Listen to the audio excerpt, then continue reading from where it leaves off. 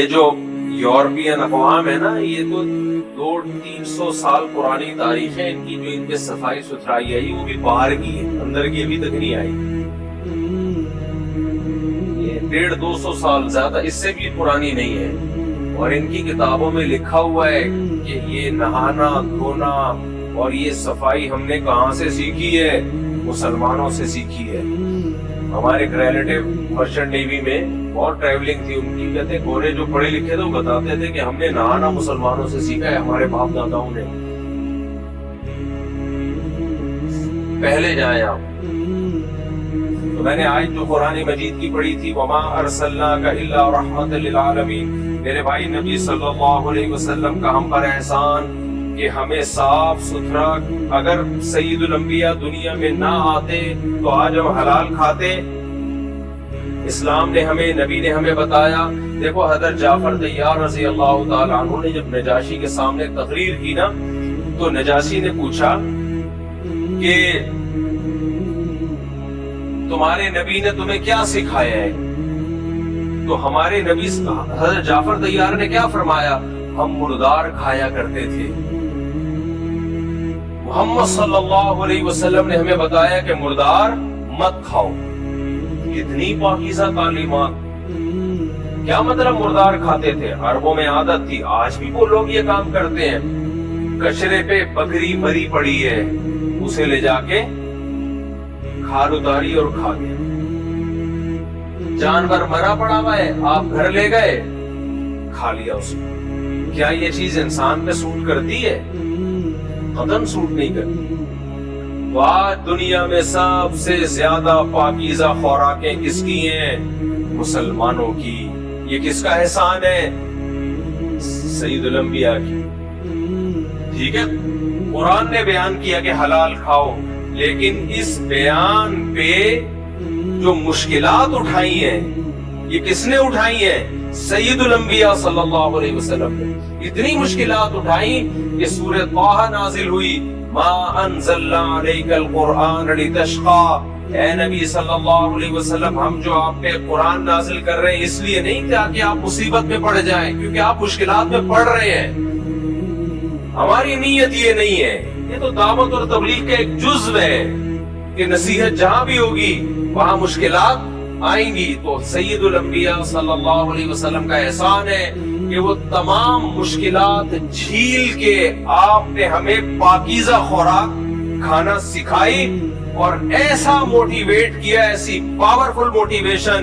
1400 سال گزر گئے، مسلمان دنیا میں جہاں بھی ہوں سب سے پاکیزہ خوراک دنیا میں کون کھاتا ہے؟ مسلمان کھاتے ہیں.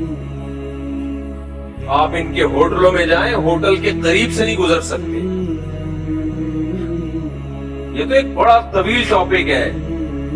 دانتوں کی صفائی. غیر مسلموں میں دانت صاف کرنے کا رواج اب آیا ہے اور ہزاروں ڈاکٹروں نے اس کا رواج ڈالا ہے. ایک ڈاکٹر کی رپورٹ پہ انہوں نے دانت صاف کرنا شروع نہیں کیے. جب میڈیکل سائنس نے یورپ میں ترقی کی ہے تو ڈاکٹروں نے کہا کہ بھائی دانت گندے ہوتے ہیں، جراثیم جاتے ہیں، یہ ہوتا ہے وہ ہوتا ہے. ورنہ آپ ان کے ماضی کے جو ان کے مشہور لوگ گزرے ان کی آپ سوانے پڑھیں، بہت سو میں دانت صاف کرنے کا رواج ہی نہیں. پوری زندگیاں گزر جاتی تھی، ایک دفعہ بھی برش نہیں کرتے تھے. تو ان کے ڈاکٹروں نے مہم چلائی ہے. دانت صاف کرنا صحت کے لیے بہت ضروری. ہزاروں ڈاکٹروں نے مل کے تب ان میں دانت صاف کرنے کا رواج آیا ہے. اور ہم کیوں دانت صاف کرتے ہیں؟ بولو کہ ہم نے میڈیکل سائنس میں ترقی کی ہے بہت زیادہ. ایک پیغمبر سید الانبیاء صلی اللہ علیہ وسلم نے ہمیں بتایا، السواک والتعطر من سنن الانبیاء. مسواک پیغمبروں کی سنت ہے. اور محدثین نے بتایا، صحابہ نے بتایا کہ نبی صلی اللہ علیہ وسلم سب سے زیادہ اپنے باڈی کے جس پارٹ کو صاف کیا کرتے تھے دن میں بار بار، وہ کون سا حصہ تھا؟ دانت. آپ صلی اللہ علیہ وسلم کے دانت اجلے ہوئے تھے. صحابی کہتے ہیں جب آپ صلی اللہ علیہ وسلم مسکراتے تھے تو ایسا لگتا تھا آپ کے ثنایا سے نور کی کرنیں نکل رہی ہیں. کوئی ڈینٹسٹ نہیں تھے اس وقت. آج کل تو ڈینٹسٹ پالشیں لگا لگا کے سفید کر رہے ہوتے ہیں دانت کو. یہ جو آپ کو جو بڑی مشہور سیلیبریٹیز ہیں نا, ان کے ایسے چمکتے ہوئے دانت نظر آ رہے ہوتے ہیں. یہ چمکتے بھی نہیں ہوتے ہیں, کیونکہ ڈاکٹروں نے کیا کیا ہوا ہوتا ہے. درجنوں میں کسی ایک کے نیچرل بھی ہوتے ہیں. یہ سب ڈاکٹروں کے کمالات ہیں. ڈاکٹر کے اپنے نہیں اتنے چمک رہے ہوتے جتنے ان کے چمک رہے ہوتے ہیں. چند ایک ہوتے ہیں ان میں. آج ہم دانت صاف کرتے ہیں, یہ کس کا احسان ہے ہمارے اوپر؟ محمد صلی اللہ علیہ وسلم. تبھی اللہ کہتے ہیں آپ تمام جہان والوں کے لیے رحمت.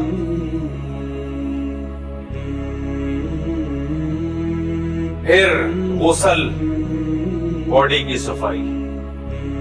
اگر سید الانبیاء صلی اللہ علیہ وسلم دنیا میں نہ آتے, اسلام اور مسلمان تو دور کی بات پوری دنیا میں نہانے کا رواج نہ ہوتا.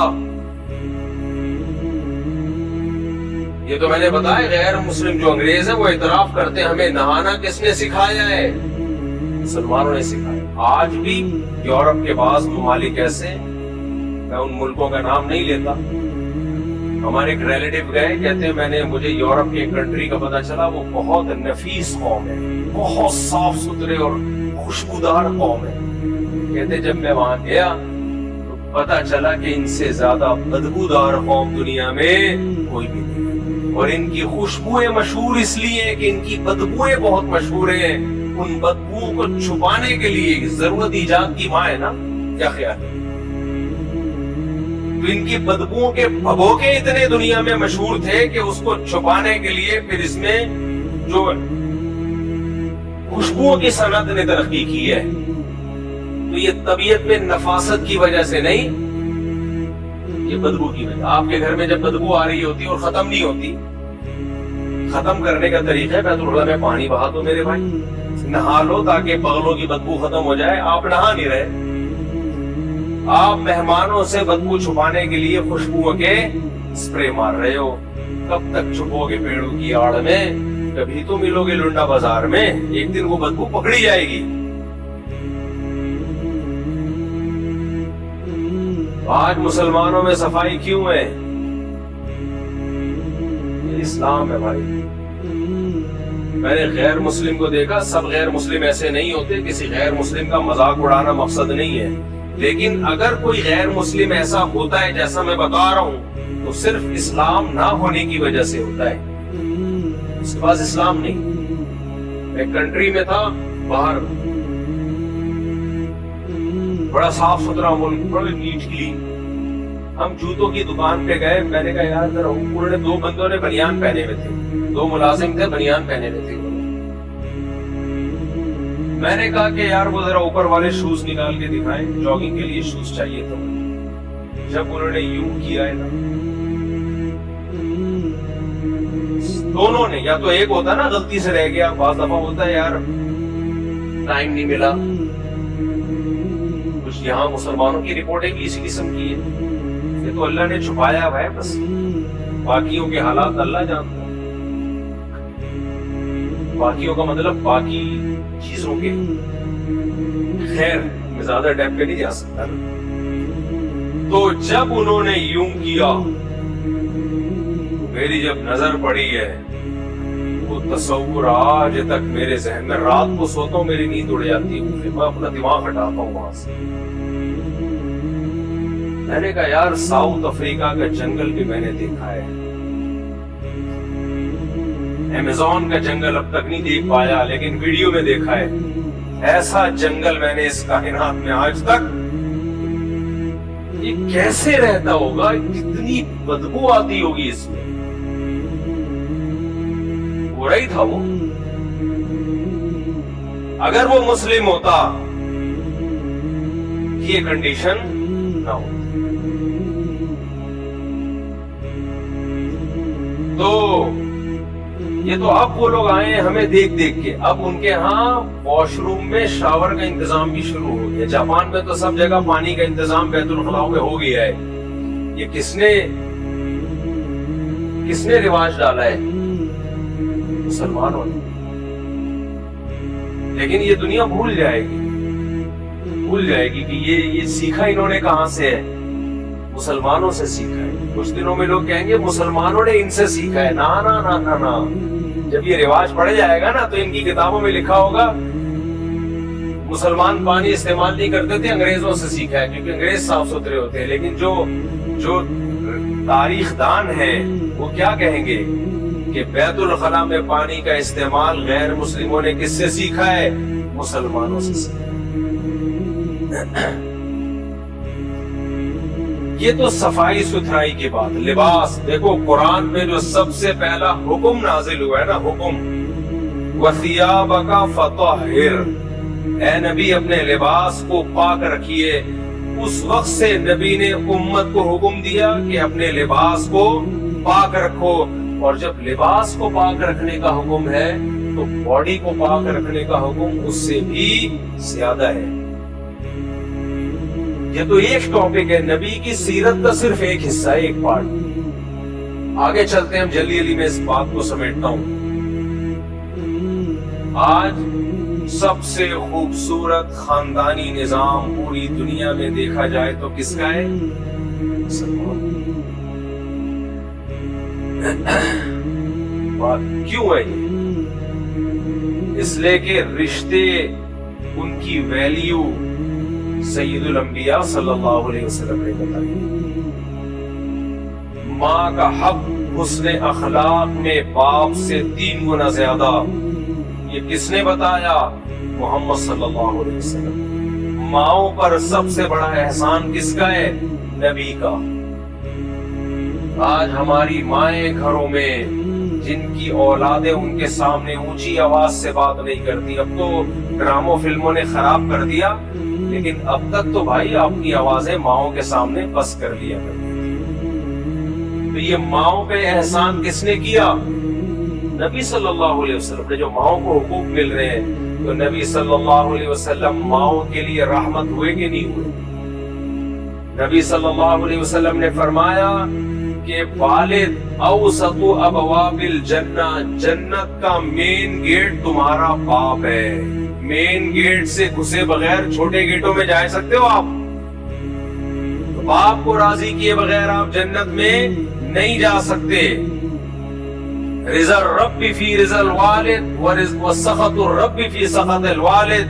جس نے خدا کو خوش کرنا ہے وہ باپ کو خوش رکھے، جس نے اللہ کو ناراض کرنا ہے وہ باپ کو ناراض کر دے. مسلم سوسائٹی میں ماں باپ کا ہمیشہ سے احترام رہا ہے. میرے پاس جب لوگ آتے ہیں نا، میری ماں کے لیے دعا کریں، بیمار ہے جو جس طرح وہ تڑپ رہے ہوتے ہیں، مجھے بڑا اچھا لگتا ہے. اس کی ماں اس کی کسی کام کی نہیں ہے، بوڑھی ہو گئی، خدمت ہی کرنی ہے نا، اس سے زندہ رہ گئی، پھر بھی چاہ رہے کہ نہ جائے دنیا سے. غیر مسلموں میں کچھ تھوڑا سا رہ گیا یہ سیٹ اپ، باقی سب گورا نہیں روتا اس طریقے سے. بہت کم ہے ان میں جو ایسے روتے ہیں. 3 دنوں بعد لاشیں نکل رہی ہوتی ہیں. اب تو ہمارے لبرل لوگوں نے جا کے نا ان کے اولڈ ہاؤس کو بھی پروموٹ کرنا شروع کر دیا، کیونکہ ان کی زندگی میں ان کی زندگی میں کوئی فرق رہا نہیں ہے. تو کہتے ہیں مولوی لوگ بھی لاوجہ اولڈ ہاؤس کا مذاق اڑاتے ہیں. اتنا اچھا تو ہے، بوڑھے باپ جا کے وہاں کیرم بورڈ کھیلتا ہے، اور یہ زبردست گھر میں تو یہ سب چیزیں میسر نہیں ہوتی. ایک بدترین چیز کو کتنا خوبصورت لیبل لگا کے تم نے پروموٹ کیا. بھائی بوڑھے ماں باپ اپنے پاس رکھنے کی چیزیں کیرم بورڈ وہیں لا کے دے دو اگر کیرم بورڈ کھیلنے انہوں نے. ہمارے تو بوڑھے کیرم بورڈ بھی نہیں کھیلتے، تسبیح ہاتھ میں لے کے اللہ اللہ کر رہے ہوتے ہیں. بوڑھا آدمی کیرم بورڈ کھیلتا ہوا، ڈبو کھیلتا ہوا اچھا لگتا ہے؟ اسنوکر کھیلتا ہوا، ڈبو کھیلتا ہوا اچھا لگتا ہے، یا تسبیح ہاتھ میں؟ ہمارے بوڑھوں کے چہروں پہ جو داڑھی کی رونق ہے یہ کس کی وجہ سے ہے؟ سید الانبیاء صلی اللہ علیہ وسلم کی وجہ سے. آپ باپ کے حق میں بھی رحمت للعالمین ہوئے کہ نہیں ہوئے؟ بھائی کے حق میں رحمت للعالمین، بہنوں کے حق میں رحمت للعالمین، بیویوں کے حق میں. مسلمان اپنی بیوی کے حقوق خدا کی قسم پیغمبر کی تعلیمات کی وجہ سے ادا کرتا ہے. اگر پیغمبر کی تعلیمات نہ ہوتی ایک بیوی پالنا ہاتھی پالنے سے زیادہ مشکل ہے. آدمی کہتا ہے جان چھڑاؤ گرل فرینڈ رکھو, بیوی کی ٹینشن مت اٹھاؤ. غیر مسلم بیوی کی ٹینشن نہیں پالتا, پالتا ہے تو بڈھا ہونے کے بعد 50-55 سال کے بعد